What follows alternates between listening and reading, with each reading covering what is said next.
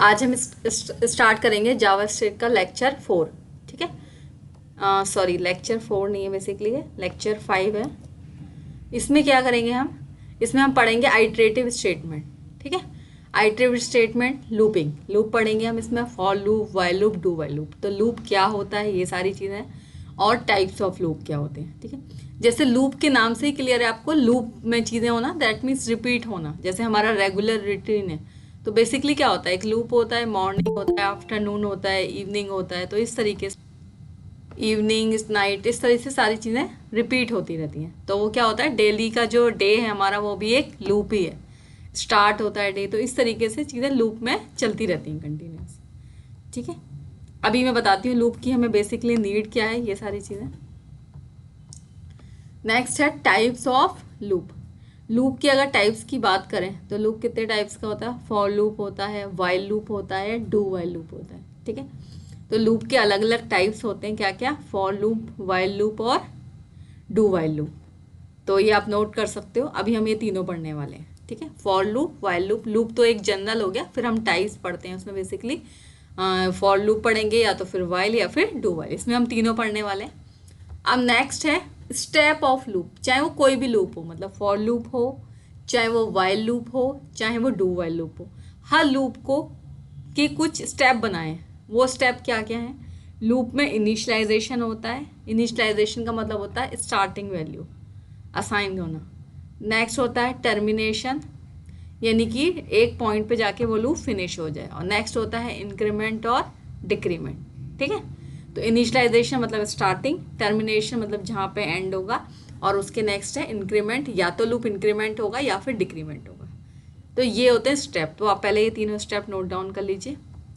अब एक फाइल ले लेते हैं न्यू। अब इसको थोड़ा सा समझेंगे डिटेलिंग, स्टेप क्या है।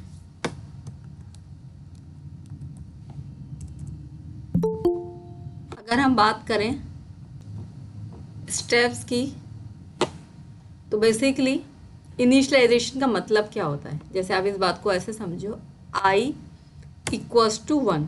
ठीक है, तो ये क्या है हमारा 1, जहाँ से लूप स्टार्ट होगा। ठीक है, ये क्या कहलाएगा हमारा इनिशियलाइजेशन। अगर मैं बात करूँ i लेस देन इक्वल 10, यानी कि हमारा जो लूप है 1 से स्टार्ट होगा, स्टार्टिंग पॉइंट को ही क्या बोलते हैं, इनिशियलाइजेशन। यानी कि जहाँ से हमारा लूप स्टार्ट हो रहा है उसको क्या बोलते हैं, इनिशियलाइजेशन। इनिशियलाइजेशन का मतलब होता है इनिशियल वैल्यू असाइन करना, वो क्या कहलाता है, इनिशियलाइजेशन। उसके नेक्स्ट है i लेस देन इक्वल 10, इसको बोलते हैं टर्मिनेशन। टर्मिनेशन का मतलब होता है एंडिंग पॉइंट, लास्ट पॉइंट, जहाँ तक हमारा लूप जाएगा। इनकी स्टार्टिंग पॉइंट जहाँ से हमें लूप स्टार्ट करना है, टर्मिनेशन जहाँ पे हमें लूप एंड करना है। और एक होता है i प्लस प्लस, या फिर ये हो सकता है i माइनस माइनस। ठीक है, तो प्लस प्लस का मतलब होता है इंक्रीमेंट, और माइनस माइनस का मतलब होता है डिक्रीमेंट। ठीक है, अब आप थोड़ा सा इस चीज़ को ऐसे समझो, आई से मतलब नहीं है, एक्स भी हो सकता है, कुछ भी हो सकता है लूप में। मैं आपको लूप के स्टेप समझा रही हूँ, ध्यान से समझिएगा। 3 चीज़ें होंगी, लूप स्टार्ट होगा, कहाँ से स्टार्ट करना है उसको, टर्मिनेशन कहाँ तक लेके जाना है, और फिर इंक्रीमेंट करना है या फिर डिक्रीमेंट करना है। आप इस बात को ऐसे समझ सकते हो, जैसे दिल्ली में मेट्रो है, मेट्रो का क्या है, एक स्टेशन है, मान के चलते द्वारका सेक्टर 21, वहाँ से मेट्रो स्टार्ट हुई, तो वो क्या हो गया उसका स्टार्टिंग पॉइंट। सपोज वो जा रही है पूरा नोएडा सिटी सेंटर तक, तो वो क्या हो गया, Noida city centre termination point, मतलब वहाँ जाके तो मेट्रो फिनिश हो ही जाएगी। अब बात करते हैं इंक्रीमेंट की।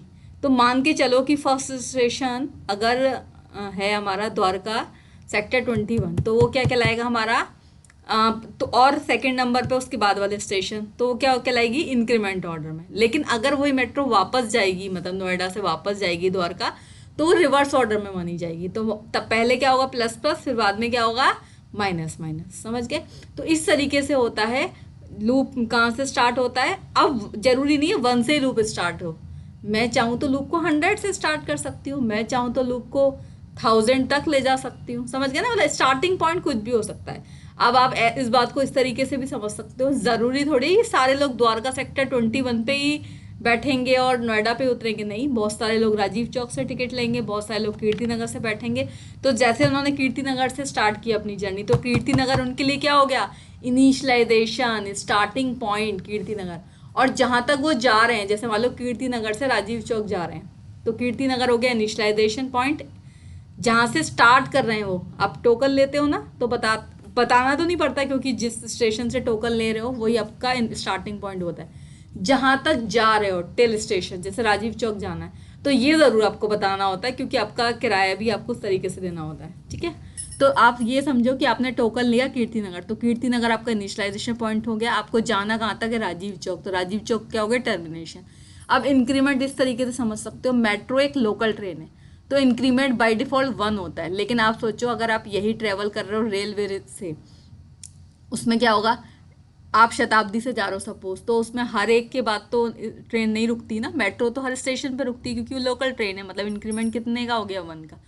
लेकिन वो क्या होती है ट्रेन, वो बहुत आगे आगे, मतलब 5 स्टेशन बाद रुक रही है या उससे ज़्यादा के स्टेशन के बाद रुक रही है, तो उसमें इंक्रीमेंट मान के चलते हैं एग्जाम्पल कि 5 का माना जाएगा। तो इस तरीके से होता है। ठीक है, तो ये तो था लूप से रिलेटेड बेसिक बातें जो मैंने आपको बता दी। अब हम परफॉर्म करते हैं एग्जाम्पल। सबसे पहले सिंपल HTML का कोड राइट करेंगे, आफ्टर दैट HTML को क्लोज करेंगे, नेक्स्ट हेड, उसके बाद बॉडी, स्टार्ट, बॉडी, क्लोज। आप देख सकते हो अब मुझे स्क्रिप्ट स्टार्ट करना है, मैंने स्क्रिप्ट राइट किया, आफ्टर दैट स्क्रिप्ट को क्लोज कर दिया। ठीक है, मैंने क्या किया, स्क्रिप्ट को स्टार्ट कर दिया एंड देन स्क्रिप्ट को क्लोज कर दिया। अब मुझे लूप की नीड क्यों है, पहले तो मैं आपको नीड समझाती हूँ। मान लो मुझे लिखना है डॉक्यूमेंट डॉट राइट, और मुझे कोई स्टेटमेंट लिखना है,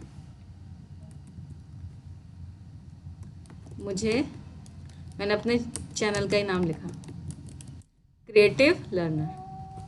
मैंने लिखा एक बार, इसको सेव करूंगी मैं जावास्क्रिप्ट में, लूप के नाम से सेव कर देती हूँ, loop1.html, क्योंकि ये इंटरनली लगा रहे हैं हम जावास्क्रिप्ट, तो हम किसके नाम से सेव करेंगे, HTML, सेव कर देंगे।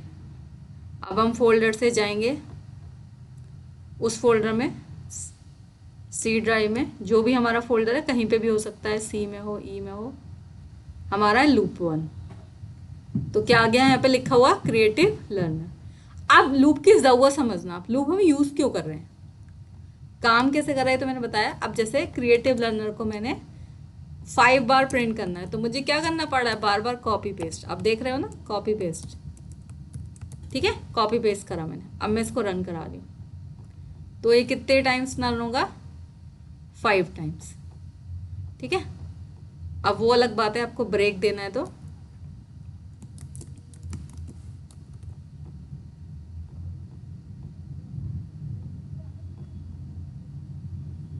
ठीक है, लाइन में ब्रेक दे के आप उसको लिख सकते हो। लेकिन ये समझ आ गया ना, 5 टाइम्स आ गया। यही काम मैं लूप से करूँ तो कैसे होगा, अब ये समझने वाली बात है। तो मैं इन सारे स्टेटमेंट को यहाँ से हटा रही हूँ, अभी नीचे पेस्ट कर देती हूँ, यहाँ पे कोडिंग लिखती हूँ लूप की। और ये स्टेटमेंट मुझे चाहिए भी नहीं बार बार, सिर्फ एक ही बार चाहिए। लूप स्टार्ट कर रही हूँ मैं, तो मैंने लिखा वेरिएबल आई, एक वेरिएबल डिक्लेयर किया, फॉर लूप लगाया, आई स्टार्ट किया कहाँ से, 1 से। आई एक वेरिएबल है, आप एक्स भी ले सकते हो। आई लेस देन इक्वल 10, कहाँ तक लूप को चलाएंगे, 10 तक, आई प्लस प्लस। उसके बाद यहाँ पे आ गए। अब हमें वही लाइन लिखनी है, सपोज मुझे 5 टाइम लिखनी है, तो मैंने कहाँ तक चलाया, 5 तक। तो आई इक्वल्स टू 1, समझ जाओ लूप कहाँ से स्टार्ट हो रहा है, 1 से। आई लेस देन इक्वल 5, कहाँ तक जा रहा है, 5 तक, और नेक्स्ट आई प्लस प्लस। अब मैं इस लाइन को कॉपी पेस्ट भी कर सकती हूँ, और चाहो तो लिख भी सकते हो, मैंने तो लिखी हुई है ऑलरेडी। तो मैंने लिखा क्रिएटिव लर्नर। ठीक है, अब आप देख सकते हो कितने टाइम्स आ गया क्रिएटिव लर्नर, 5 टाइम्स, जबकि मैंने लिखा कितनी बार है, एक बार। मतलब कोई काम एक बार करा आपने, कोडिंग कितनी बार लिखी है, एक बार, लेकिन रन कितने टाइम्स हो रहा है, 5 टाइम्स। समझ गए? तो लूपिंग क्या है, आई इक्वल्स टू 1, 1 से स्टार्ट करेंगे, लेस देन इक्वल 5, 5 तक जाएगी आई प्लस प्लस। यानी कि ये कहाँ से स्टार्ट हो रही है, 1 से कहाँ तक जा रही है, 5 तक, और फिर हर बार क्या हो रहा है, प्लस प्लस, यानी कि इंक्रीमेंट हो रहा है। डॉक्यूमेंट डॉट राइट, हम क्या प्रिंट कर रहे हैं हर बार, क्रिएटिव लर्नर। तो हमने कितने टाइम्स प्रिंट किया इसको, 5 टाइम्स प्रिंट किया। ठीक है, इस तरीके से आपने उसको प्रिंट कर दिया। अब हमें क्या करना है, नेक्स्ट स्टेप क्या है हमारा, नेक्स्ट स्टेप है, ये तो था हमारा फॉर लूप। फॉर लूप में क्या था, इनिशियलाइजेशन, टर्मिनेशन, इंक्रीमेंट। तो ये काम मैंने आपको फॉर लूप से करके दिखा दिया। अब मैं आपको नेक्स्ट यही काम वाइल लूप से और डू वाइल लूप से आप कर सकते हो। ठीक है, तो अभी मुझे ये तो मैंने क्रिएटिव लर्नर प्रिंट करके दिखाया, आपको यूज समझाया कि हम यूज क्यों कर रहे हैं। लेकिन अब मैं चाहती हूँ कुछ भी प्रिंट करना, सो डिजिट प्रिंट करना चाहती हूँ, सपोज 1 से लेके 10 तक। तो ये मैं लिखूंगी डॉक्यूमेंट डॉट राइट, मैंने लिखा आई, मुझे आई प्रिंट करना है, प्लस मुझे हर लाइन के बाद ब्रेक चाहिए, मैंने लिख दिया। तो अब देखो क्या प्रिंट होगा, 1 से लेके 10 तक मुझे वैल्यू प्रिंट करनी है। तो मेरा बेनिफिट क्या है, 1 से स्टार्ट करूंगी, 10 तक लेके जाना है। ठीक है, हर बार कितने का इंक्रीमेंट होना चाहिए, 1 का। समझ आ गया, हर बार कितने का इंक्रीमेंट होना चाहिए, 1 का। आई प्लस प्लस का मतलब यही होता है। तो आप अगर इसका आउटपुट देखोगे तो क्या प्रिंट हो गया, 1 से 10 तक, 1 2 3 4 5 6 7 8 9 10, यानी कि 10 तक हमने प्रिंट कर दिया। क्यों हुआ ऐसा, 1 से स्टार्ट हुआ लूप, कहाँ तक गया, 10 तक। आप इस लाइन को नोट कर सकते हो चाहो तो, आई प्लस प्लस का मतलब होता है आई इक्वल्स टू आई प्लस 1। या तो आई प्लस प्लस लिखो, इसको बोलते हैं पोस्ट इंक्रीमेंट। क्या बोलते हैं, पोस्ट इंक्रीमेंट ऑपरेटर। या फिर इस तरीके से लिखो, दोनों लाइनों का मतलब सेम ही है। अब देखो मैं चेंज करके दिखा देती हूँ, आई प्लस प्लस की जगह मैंने लिखा आई इक्वल्स टू आई प्लस 1, बात सेम ही है, आउटपुट में कोई फर्क नहीं पड़ा क्योंकि सेम बात थी। अब नेक्स्ट मैं ये चाहती हूँ, देख सकते हो आप आउटपुट 1 से 10 तक प्रिंट हो रहा है, बट मैं चाहती हूँ 1 के बाद 2 ना आए, सीधे क्या आए, 3 आए, जैसे और नंबर्स प्रिंट कराना है। तो अभी तक क्या हो रहा है, +1 का इंक्रीमेंट, मैं चाहती हूँ 2 का इंक्रीमेंट हो जाए। तो मैंने क्या कर दिया, आई इक्वल्स टू आई प्लस 2, मतलब आप अपने अकॉर्डिंग इंक्रीमेंट को बढ़ा सकते हो। जैसे मैंने क्या बताया, अभी तक क्या था, मेट्रो पे काम कर रहे थे, तो मेट्रो तो हर स्टेशन पे रुकती है या कोई भी लोकल ट्रेन, लेकिन ज़रूरी नहीं है। बाकी ट्रेन की बात करें तो हर स्टेशन पर नहीं रुकती, सपोज करो एक एक का स्किप करके रुक रही है, एग्जाम्पल। तो मैंने क्या लगा दिया, आई इक्वल्स टू आई प्लस 2, मतलब आप 1 के बाद 2 ना आए, स्किप हो जाए, क्या आ जाए, देख सकते हो 3 के बाद क्या आ जाए, 5। तो इस तरीके से आप कर सकते हो, ऐसा भी कर सकते हो, 5 का इंक्रीमेंट भी दे सकते हो। मैंने लगाया आई इक्वल्स टू आई प्लस 5। तो इस तरीके से हम चीज़ों को कर सकते हैं। 1 के बाद क्या आया, खाली 6, क्योंकि वो लूप ही 10 तक चल रहा है। अगर मैं इसको कर दूं 30 तक, तब आप देख सकते हो फिर कुछ चेंजेस आपको पता चलेंगे। आ गया ना, 1 6 11 5 का गैप। ठीक है, अब नेक्स्ट बताते हैं, ये तो था हमारा फॉर लूप। अब नेक्स्ट एक और चीज़ इंपॉर्टेंट है, अगर ये लूप तो मुझे फॉरवर्ड डायरेक्शन में बताया, मैंने आपको बताया ना लूप को फॉरवर्ड डायरेक्शन में भी चला सकते हैं, बैकवर्ड में भी। अब सपोज करो मुझे 10 से 1 तक जाना है, मतलब 10 से स्टार्ट करना है और कहाँ तक जाना है, 1 तक। तो मैं स्टार्ट करूँगी इसको 10 से, कहाँ तक लेके जाऊँगी, 1 तक। लेकिन आपको ध्यान रखना है, यहाँ इक्वल टू 10 लिखा है, यहाँ फिर लेस देन नहीं आएगा, ग्रेटर देन आएगा जब आप डिक्रीजिंग ऑर्डर में चला रहे हो। और यहाँ आपको सपोज एक ही का करना है, तो आपने क्या लगा दिया, आई प्लस प्लस की जगह आई माइनस माइनस, क्या लगा दिया, आई माइनस माइनस। तो 10 9 8 7 इस तरीके से प्रिंट हो जाएगा, 10 9 8 7 6 5 4, समझ गए, रिवर्स ऑर्डर में। तो इस तरीके से हमें 10 से लेके पूरा 1 तक रिवर्स ऑर्डर में, तो इस तरीके से हम लूप लगा सकते हैं। अब लूप के भी मैंने 3 टाइप बताए थे, तो फॉर लूप में मैंने सारे एक्सपेरिमेंट आपको करके बता दिया। वाइल और डू वाइल का एक एक एग्जाम्पल करके दिखा देते हैं। मैं इस लाइन को कॉपी कर लेती हूँ, ताकि हमें थोड़ा इजी रहे नेक्स्ट में लिखने में, ज़्यादा लिखना ना पड़े। ठीक है, अब यहाँ फॉर लूप की जगह मैं दिखाऊंगी आपको वाइल लूप। ठीक है, तो अभी तो मैं आपको सिंटेक्स का डिफरेंस बता रही हूँ, फिर दोनों में डिफरेंस क्या है वो उसके बाद करेंगे। आई इक्वल्स टू 1, या तो यहीं पे दे दो वेरिएबल आई इक्वल्स टू 1, फिर वाइल लगाया आई लेस देन इक्वल 10, फिर स्टार्ट किया, आफ्टर दैट क्लोज किया, फिर यहाँ पे लिखा document dot write I plus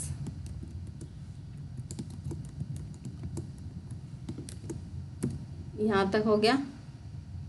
उसके बाद यहाँ पे हमने कर दिया आई इक्वल्स टू आई प्लस 1 को सेव करूंगी मैं वाइल लूप के नाम से, वाइल डॉट HTML।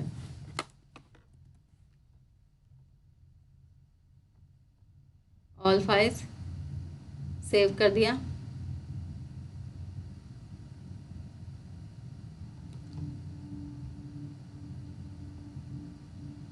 देखो क्या प्रिंट हो गया 1 से 10 तक।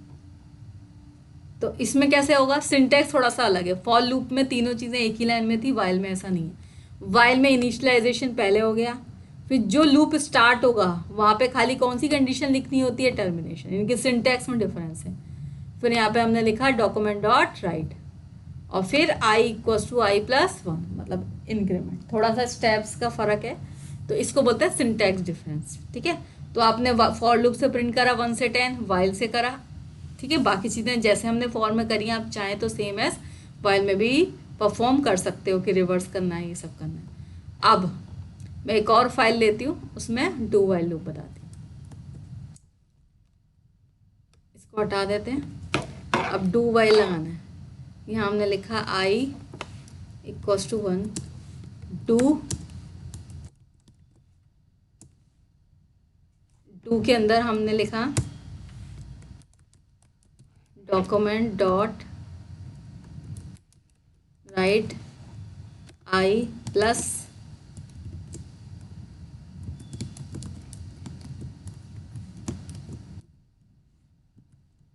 फिर while I less then equal 10। ठीक है, do while dot HTML।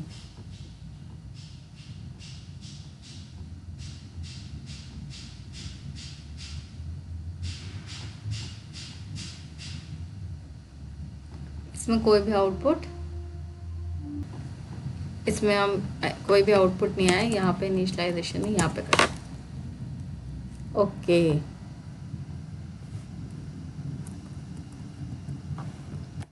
Equals to 1, और यहाँ पे आएगा I equals to I plus plus, या आई प्लस प्लस लिख दो। हाँ, हमने बेसिकली इसमें इंक्रीमेंट वाला स्टेप मिस कर दिया था।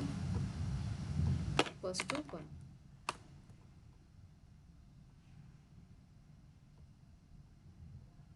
अब देखो आ गया 1 से 10 तक। सिर्फ उसमें इनिशियलाइजेशन नहीं कर रहा था। कई बार क्या होता है, हम लूप में गलती भी कर देते हैं, तो हमारा लूप इनफाइनाइट मतलब चलता ही रहता है, स्टॉप ही नहीं होता। तो इस तरीके से हमने तीनों लूप समझे। अब मैं आपको तीनों का थोड़ा सा डिफरेंस बता देती हूँ। लूप में क्या अंतर है। जो हमारा डू वाइल लूप है ये वाला, इसको बोलते हैं एग्जिट कंट्रोल लूप, जबकि वाइल और फॉर को बोलते हैं एंट्री कंट्रोल लूप। एक लूप तो एक डिफरेंस तो सिंटेक्स का है तीनों में, वो आप देख चुके। बाकी डिफरेंस क्या है, डू वाइल लूप को बोलते हैं एग्जिट कंट्रोल लूप, जबकि वाइल और फॉर को बोलते हैं एंट्री कंट्रोल लूप। ठीक है, एंट्री कंट्रोल का मतलब होता है जहाँ पे स्टार्टिंग में कंडीशन को चेक किया जाए, अगर कंडीशन ट्रू है तो एंट्री मिल जाए, अदरवाइज नहीं मिले, तो होते हैं एंट्री कंट्रोल। फॉर और वाइल ऐसे ही हैं, जैसे आप देख सकते हो। फॉर लूप अगर मैं ओपन करके दिखाऊं,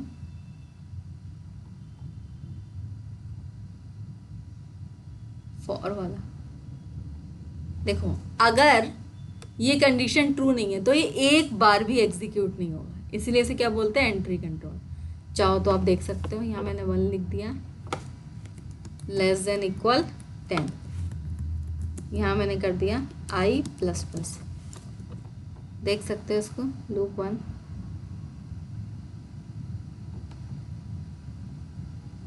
वन से 10 हो गया, लेकिन अगर मैं यहाँ 1 की जगह 100 कर दूँ तो कंडीशन क्या हो गई, फॉल्स। 100 से स्टार्ट हो रहा है 10 तक, तो कंडीशन क्या है, फॉल्स। अगर मैं इसको रन कराऊँ तो कोई आउटपुट नहीं आएगा। इसीलिए इसे क्या बोला जाता है, एंट्री कंट्रोल। मतलब स्टार्टिंग वाली कंडीशन ट्रू नहीं है तो एक बार भी एग्जीक्यूट नहीं होगा। जैसे आप सोचो आप मूवी देखने गए हो, आपके पास मूवी टिकट्स अवेलेबल नहीं है, तो आपको एंट्री नहीं मिलेगी। तो एक ऐसा लूप हो गया एंट्री कंट्रोल लूप। अगर मैं बात करूँ वाइल की, वो भी देख सकते हो आप।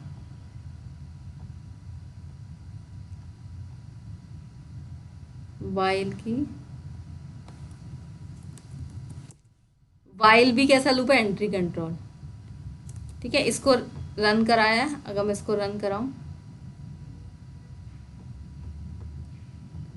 1 से 10 प्रिंट हो रहा है, लेकिन अगर मैं यहाँ 1 की जगह 100 दे दूं, कुछ भी दे दूं, तो आप देख सकते हो कोई आउटपुट नहीं आएगा। तो ये दोनों कैसे लूप है, एंट्री कंट्रोल। जबकि मैं आपको दिखाऊं डू वाइल लूप है एग्जिट कंट्रोल लूप। तो हम डू वाइल लूप की फाइल ओपन करते हैं।